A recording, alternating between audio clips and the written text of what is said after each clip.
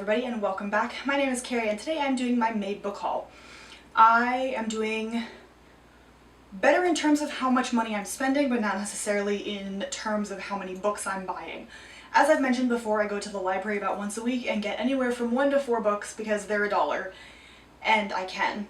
Also, I have been getting books on sale or like clearance type of stuff, so that helps. That said, let's start off with the book that my parents got me, strangely. To be fair, it is a cookbook. My dad loves to cook, so he bought my sister and I How to Bake Everything by Mark Bittman. And when they say everything, they mean everything. There are scones in here, which I made and went over really well at work. There are different types of frosting. There's pancakes, there is shortbread, ginger snaps, tarts, cakes, flatbreads, Swedish saffron buns, I don't even know what those are, souffle, frittata. I mean, anything that gets baked is in this book. And as I've said, I've already made the English scones, except I put chocolate chips in them because who doesn't like chocolate chips? Anyway, my parents bought me this. I'm very excited and I already have at least 2 things marked, and I'm planning on making several more in the next couple of months. Next we have Diamond Head by Cecily Wong, which is about Frank Leong, who brings his loved ones from China to Hawaii at the turn of the 20th century when the Japanese invade China. It follows their story, and I mean, the cover is pretty, it was on sale, and I've really enjoyed Molokai and Daughter of Molokai, and this had a similar vibe, so I was really excited.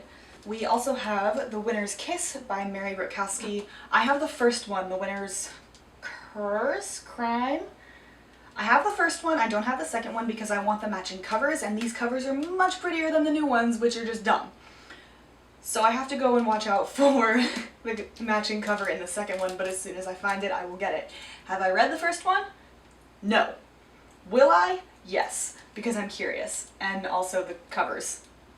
By the way, I don't really remember the plot of The Winner's Crime, Kiss because it's been a while since I've looked at them, but I know they intrigued me and they still do. Then I have Blameless by Gail Carriger, which is it's one of the books in the next series she has. I read her Parasol Protectorate series, and I'm not sure if this is part of that series, but another series within it. Whatever.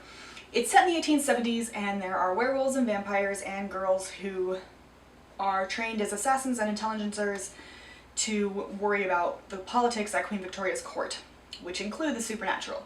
Loved the first series, and I'm very excited about getting to the second one. Next we have The Mistress of Cliveden, which is a nonfiction by Natalie Livingston. This is 3 centuries of scandal, power, and intrigue in an English stately home.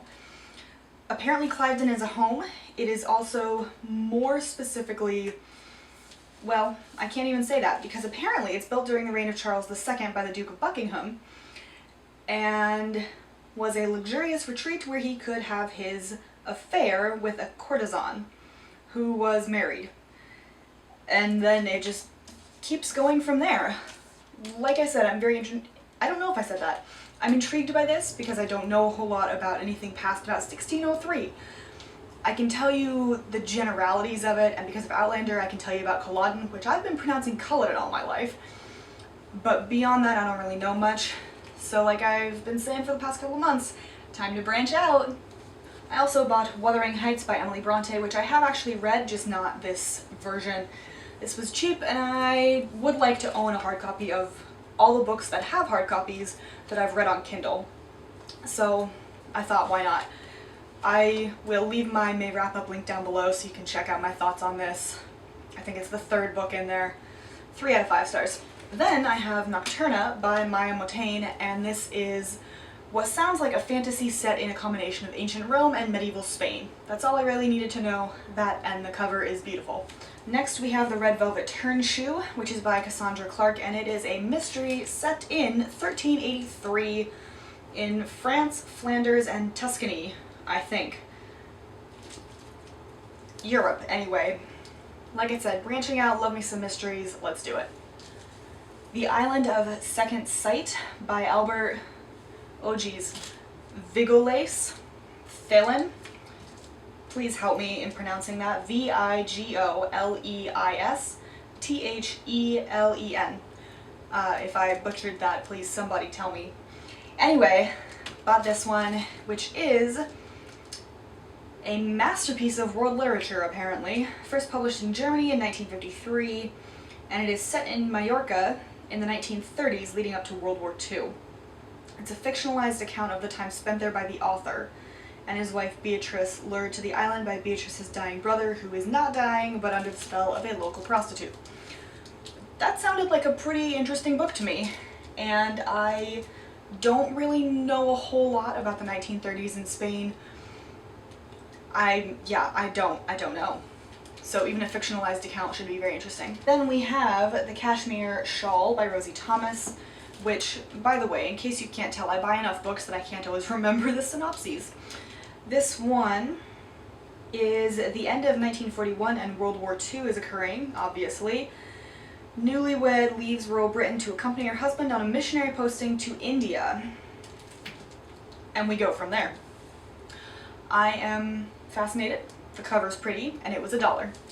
Then we have The Body in the Thames by Susanna Gregory. This is a murder mystery set in London in 1664, right before the plague hits them in 1665, and then the baker burns down almost the entire city in 1666. It's a great couple of years for London. Anyway, right before all of that nonsense happens, this book occurs, and we have to figure out who's dead.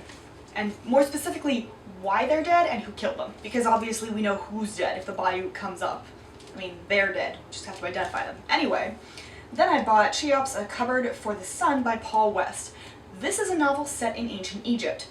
I know Hatshepsut, and I know Nefertiti, and Nefertari, and Cleopatra, and Ramesses II, although I cannot put any of those in any sort of chronological order, beyond the fact that I think Hatshepsut was first, and then Nefertiti, and then Cleopatra was the last. I know that, but that's about all I got. Anyway, somewhere in the middle of all of those five is Cheops, who is another Egyptian pharaoh, and this is a novel about him, which intrigued me because there's very few novels set in ancient Egypt that I like or have been able to find so far. Almost done, we have The Cartographer of No Man's Land by P.S. Duffy, which is set in 1914, and we follow, well, I believe a cartographer. Sealed sailor and navigator is caught between a remote wife, a disapproving father, and a son seeking guidance. So he defies his pacifist upbringing and enlists, and is ensured a job as a military cartographer, but instead is assigned to the infantry and ends up on the trenches, in the trenches, which is really an unfortunate place to have been. Anyway, World War I, fascinating, probably emotional, and I'm interested. My penultimate book is The Stockholm Octavo by Kari-ng. This is set in Stockholm in 1791 and follows a self-satisfied bureaucrat in the Office of Customs. Up until, anyway, our other main character, evidently Mrs. Sophia Sparrow, who is a fortune teller and proprietor of a gambling parlor, shares a vision that will lead him to love. It sounded interesting, and Sweden in 1791, I know nothing about that at all. Looking forward to it. Does anybody else ever feel like they're just repeating themselves in book hauls? I'm looking forward to this book, I'm looking forward to this book, because obviously if we weren't looking forward to these books, we wouldn't have bought them in the first place. Anyway, my last book is Mexico by James Michener. This, as most of his books are, is a bit of a brick, but he writes fantastic historical fiction. It takes you from the beginning of that region all the way through whenever that book was published. So in this case, that's a lot of books. This book was published in '92, which means that it'll follow basically everybody up until then. One of, I guess, the more unbelievable moments or parts of his books are that it does tend to follow one family or one very close group of people through the entirety, as in Covenant. But I can ignore that because his writing is fantastic and his research is impeccable. I'm incredibly excited to get to this, hopefully sometime soon. those were all of the books I bought in May. Like I said, I'm doing better money-wise, not necessarily number of books-wise. But we're just going to ignore that bit. So hope you enjoyed, and I will see you in my next video. Bye.